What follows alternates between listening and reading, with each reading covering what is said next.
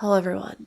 Today's case is a scary one because it involves the body of a missing teen being found on a man's rural property. Yet to this day, he is still walking free among us. 18-year-old Traci Genereaux was born October 4th of 1998 in Verdun, British Columbia, a city in the Okanagan region of the southern interior of British Columbia, Canada, with a population of 44,000 people, 53 kilometers north of Kelowna. She was born to her parents, Laura and Darcy, and was a baby sister to her siblings, Kayla and Alan. Tracy was said to be a tomboy as a kid who loved dirt, ducks, and could be found coloring and writing in journals for hours. She loved to catch snowflakes on her tongue. She dressed up as a witch one year for Halloween and was so loved by her family while growing up in Western Canada. At her 7th grade graduation, she wore a beautiful pink dress, and as she got older, she loved hiking through nature, baking, doing crafts, and always had a beautiful smile on her face. Tracy was spunky, lively, and loved to explore. She was comical and funny, and wasn't afraid of anything. But at home, Tracy's life wasn't as simple as her smiling face may have depicted. When Tracy was 9 years old, she'd be placed in foster care due to instability at home. And it was said that she hated foster care and she wanted to go home, but the kids weren't allowed to. And this would result in Tracy beginning to self-harm. And sadly, as she got into her older teen years, she began to struggle with a heroin addiction. She started selling her body, and she also was homeless for periods of time. But Tracy still had a giving heart. Her family told a story about how they had bought her a black leather jacket with fringe on it, and she called them to ask if she could give it to someone who needed it more. She often told her grandmother she didn't understand why people stole her things because she'd share them with them if they just asked. Despite this, her family still remembers the good times. Her Aunt Sandra saying, quote, "Even though Tracy had her demons with her addictions, she was a human being. I want her remembered for being a happy, giggling, funny sound-making girl, and her beautiful smile, her care for nature, her love, and not for those demons. Those were not her. She had such a zest for life. She wasn't a girly girl back in the day. She climbed trees, she'd climb fences. If you put a dress on her, it was no use." End quote. Tracy's life would go even more downhill when she was involved in a serious car accident in Kelowna just before Christmas that left her with a broken back and an 8-inch scar up her spine. And since she lived in the streets, it made it extremely difficult for her to attend doctor's appointments, and getting prescription drugs also seemed to be very difficult for her. So instead, she dealt with the pain through street drugs. Time and time again, family would try to get her to detox, but she would relapse every time. Family would also say that they didn't feel like there were many services available for drug-addicted youth. According to her father, though, Tracy was realizing that her life was spiraling in the wrong direction, that she had made bad choices and she was trying to get out, which I think is a common theme that we hear in these cases. It's always like when these people are finally trying to leave the bad situation that something bad happens. Tracy had begun volunteering at the SPCA, and she wanted to become a veterinarian. But all of that would end in mid-May of 2017, when Tracy would completely stop contacting her family altogether. They quickly went searching in parks, alleys, shelters,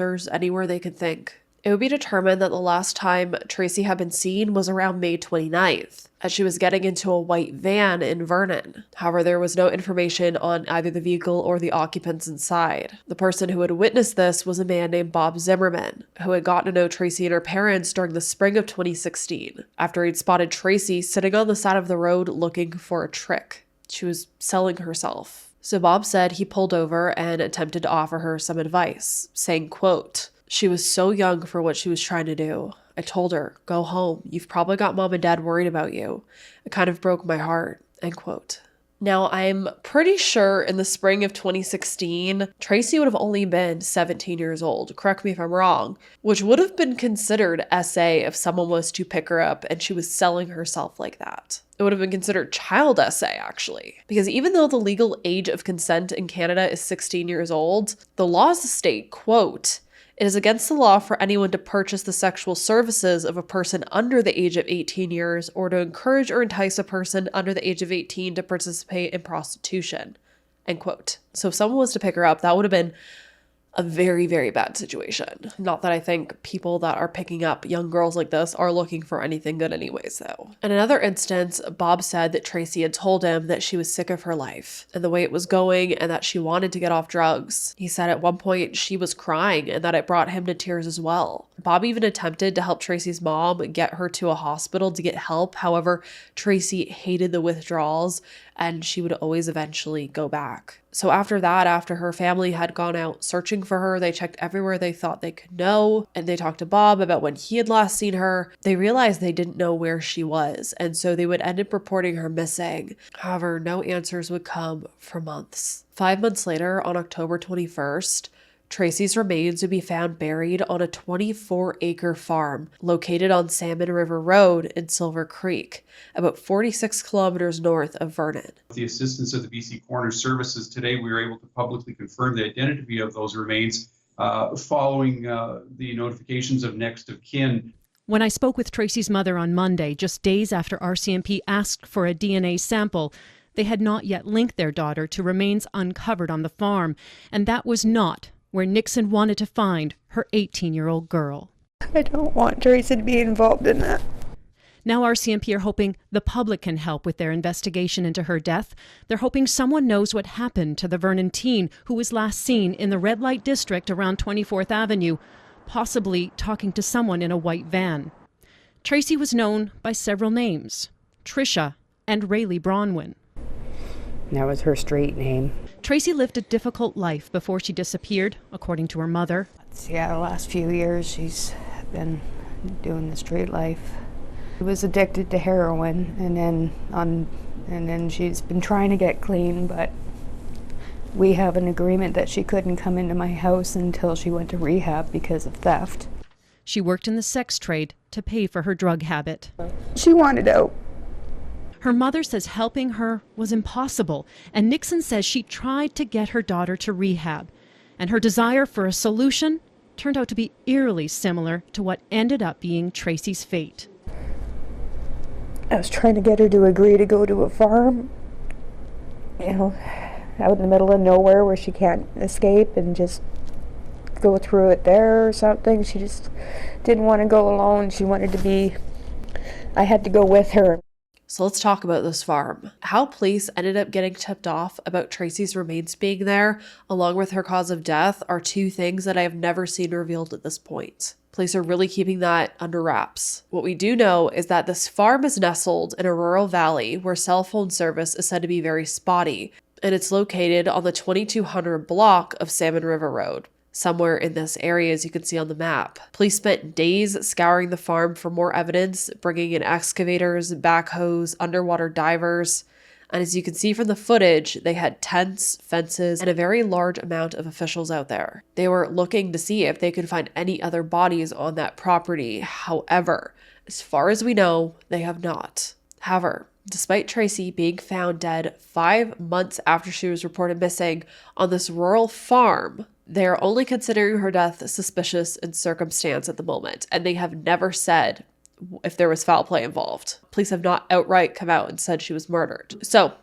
who owns this property? Well, it turns out a 36-year-old man named Curtis Sagmoen was living in a camping trailer parked on his parents' farm, which was the farm that Tracy's body would be found on. And scarily, Curtis had also been convicted of violent crimes against women in the past. In December of 2019, Curtis was found guilty of threatening a sex trade worker with a firearm while wearing a mask. In February of 2020, he was found guilty of violently ramming another sex trade worker with an ATV. And both of these crimes allegedly took place at the same Salmon River property where Tracy's body was found, roughly 2 months before her remains were discovered. Despite all of this, Curtis would repeatedly be let out on probation, with orders constructed around keeping him sober and from interacting with sex workers in any way. Despite that, just yesterday as I'm filming this video, there's suspicion that he's on dating apps again, which is so scary.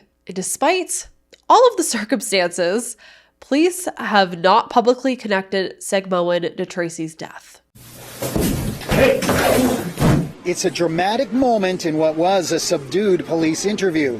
Curtis Sagmoen suddenly upset because police have told him they're going to search his parents' home and home computers. The outburst happened during a lengthy interview with RCMP Constable Richard McQueen after Sagmoen was arrested in September 2017. During the interview, the officer repeatedly asked Sagmoen about contacting sex workers, particularly one he allegedly met on an adult website. His voice has been altered on an order from the court. Did you meet this girl? I didn't meet a girl.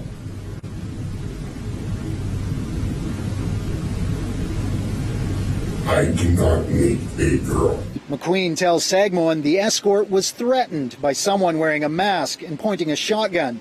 Sagmoen denies being involved. But I never fired a firearm. Okay. I never threatened anyone. None of the charges against Sagmoen have been proven in court. The video was played last week in BC Supreme Court in Vernon. There's considerable interest in this court case because the human remains of 18-year-old Traci Genereaux were found on Sagmoen's parents' farm in 2017 during an intensive police search of the property. Sagmoen was living on the farm at the time in an RV trailer. Police say Genereaux's death is suspicious, but Sagmoen has not been named as a suspect in her death. Sagmoen pleaded guilty earlier this year to assaulting an escort in Maple Ridge, and he has 2 more trials upcoming for alleged assaults on other sex workers.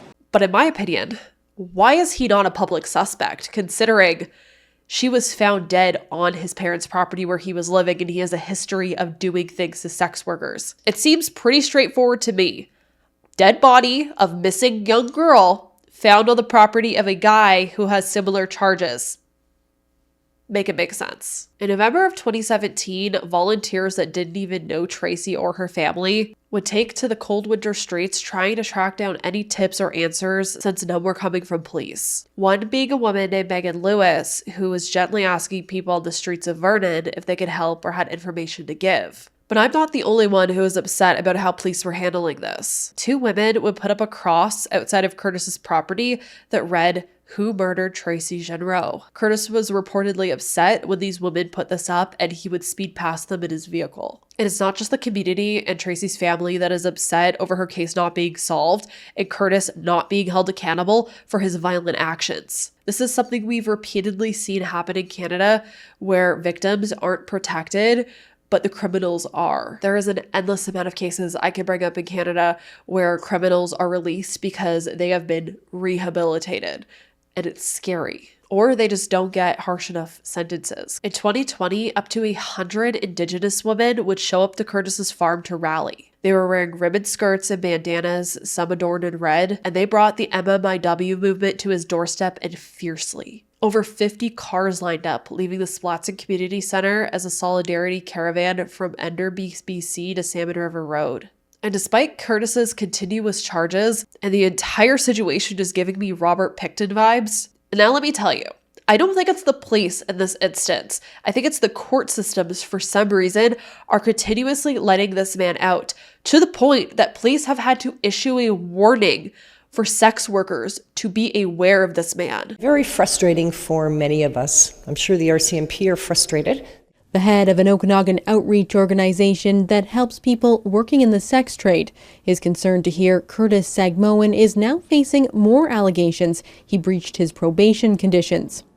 The North Okanagan man has a history of crimes involving sex trade workers. We do let the women know that he is still out there, and just to have a heads up. After new charges were laid earlier this month, the North Okanagan man is now facing 14 allegations he breached his probation or release order conditions. At the time of the alleged breaches, Sagmoen was on probation after he was sentenced in 2 cases involving escorts. In one instance, he was convicted of assault causing bodily harm for hitting a woman with an ATV. In another case involving a different woman, when the escort came to meet him, Sagmoen jumped out of some bushes while wearing a disguise and holding a shotgun. Last year, around the time of the alleged probation violations, North Okanagan RCMP issued a rare public warning to people working in the sex trade, saying they should not respond to any requests for their services in the Salmon River Road area, and reminding the public that Sagmoen lives in the area and has a probation condition prohibiting him from contacting sex trade workers. Lore says assistance is available for those working in the sex trade if they need it. Any agencies or social workers working with sex trade workers, you really have to advocate for them, let them know this is happening, And if there is any help or services that they need, they can either contact us or other resources to get that support that they might require. The BC Prosecution Service says it did argue Sagmoen should remain in custody when he was originally facing a smaller number of breach charges last year, but the court ordered that he be released on a cash bail with strict conditions. It is a rural property that is well known to police and the public, the family home of Curtis Sagmoen. 41-year-old Sagmoen has been convicted of multiple offenses involving sex trade workers, including assault. And now police in the North Okanagan have issued a public warning to anyone working in the sex trade. We're issuing a warning specifically messaging and addressing any persons involved in sex work or companion services or escort services to refrain from providing any services in the Salmon River Road area. This isn't the first time sex workers have been warned not to respond to service requests in the area. A similar message was issued back in October of 2020 after Sagmoen was convicted of assault causing bodily harm involving a sex trade worker who was hit with an all-terrain vehicle. Based on new information we received, we felt it necessary to reissue the warning. Police won't say what that new information is. Sagmoen is under court order not to have any contact with anyone in the sex trade. RCMP say if anyone is asked to provide service in that area, to call police immediately. And it's not just the RCMP issuing the warning, so is Hope Outreach, an organization that supports women in the sex trade in Kelowna and Vernon. Angie Lohr is the executive director and says an alert is being sent out to dozens of agencies to reiterate the warning. We are, as we speak, sending that alert out to over 200 agencies in the Okanagan and across BC, hoping it reaches everyone who may be at risk. Since COVID and since the opiate crisis, many women have gone online as sex trade workers, and it's really, really hard to warn those women. So I'm glad this is on the news, and hopefully that they will see this warning as well. The rural property near Salmon Arm is also where the remains of 18-year-old Traci Genereaux were found back in 2017.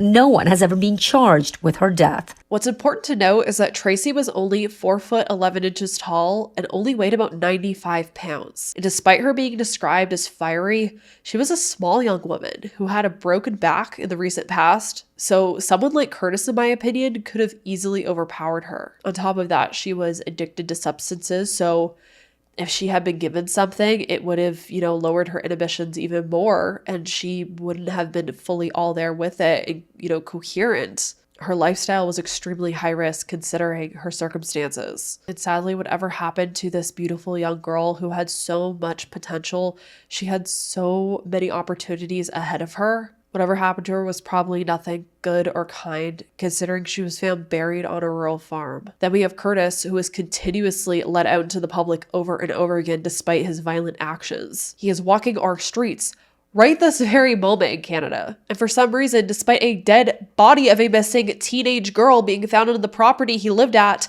he has still not been charged. And it's been years now. How could a dead body be found on your property and you are not charged? It is crazy to me. On top of that, with the fact that he has a literal history of attacking sex workers to the point of police having to put out 2 different emergency warnings. What in the sweet hell is going on here in British Columbia? I've seen rumors online that Curtis may be a confidential informant, which is why he isn't being charged or put away. But I don't know what else to think, honestly, because how is this even reality? How has he been let out so many times? How, again, can a dead body be found on his property and just nothing happens? I feel like if a dead body was found in my apartment, I'd be going to jail. Yet this guy has a horseshoe up his ass or something. I don't get it. Tracy's father would pass away without answers. Tracy's grandmother, Darcy Martin, would tell the Salmon River Observer, quote, "I see girls walking down the street that sometimes look like her. And I think, oh my God, and it just chokes me up. Because she could be the one walking down that street. Even when somebody's arrested, is that going to be good enough? Is that going to be justice for her? She was taken away from us too soon. The 2 of them will never see the outcome of this. I feel like I have to stand in for both of them now and be there to pursue this to the end, no matter what the outcome." End quote. Despite never laying any charges, lead RCMP investigators have assured Tracy's family that her case isn't cold and that it's still being actively investigated. Despite this, it seems like the family never truly hears much about how it's progressing. But what do you think about this case? I know quite a few people recommended that I look into it, and it is a wild one, honestly. I am, again, outraged that there is no justice here, considering the circumstances. To the point that police put a bolo out to sex workers about this guy, yet dead bodies can just be found on his property and it's fine. It's crazy to me. It's really crazy. And why haven't police done more, or at least publicly said more? Is there more to this than we think? Is there something where Tracy's cause of death is coming back and they can't link it to anything? Is there something more going on with Curtis that police aren't saying, which is why he's not being arrested? But if not, then why aren't they acting? And why is this person allowed to walk our streets? Let's chat down below in the comment section. Let me know how you feel. If you know more about this case, comment it down below and we'll chat about it. My heart goes out to Tracy's family. I truly hope that they can get some answers soon, especially since some of her family members are passing away without answers. And they need them because this is definitely a ridiculous case. There should be some kind of answers here. If there are any other cases you want me to look into, comment them down below and I'll add them to my list. And as always, I hope you all stay safe out there, lock your windows and doors, and I hope to see you in the next video.